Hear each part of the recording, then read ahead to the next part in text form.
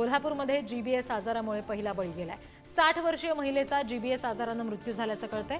काल म्हणजेच गुरुवारी रात्री या महिलेचा मृत्यू झाला। चंदगड तालुक्यातील सोनारवाडी गावातील ही महिला आहे असं समजतंय। आणखी तपशील घेऊया प्रतिनिधी शेखर पाटील यांच्याकडून। शेखर, काय नेमके तपशील डॉक्टरांनी याबाबत दिलेले आहेत?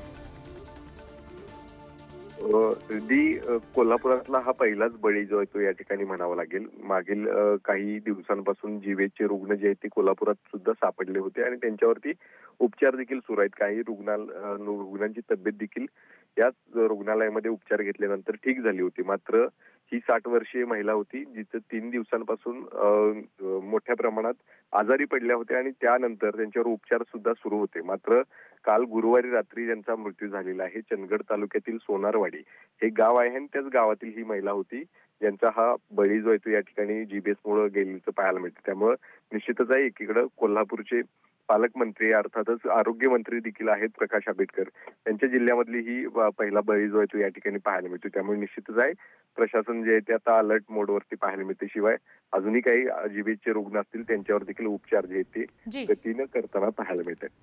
अगदी, आणि त्याच्यामुळे कोल्हापूरकरांनी सध्या काळजी घेणं फार आवश्यक असेल। धन्यवाद दिलेल्या सगळ्या तपशिलांसाठी शेखर।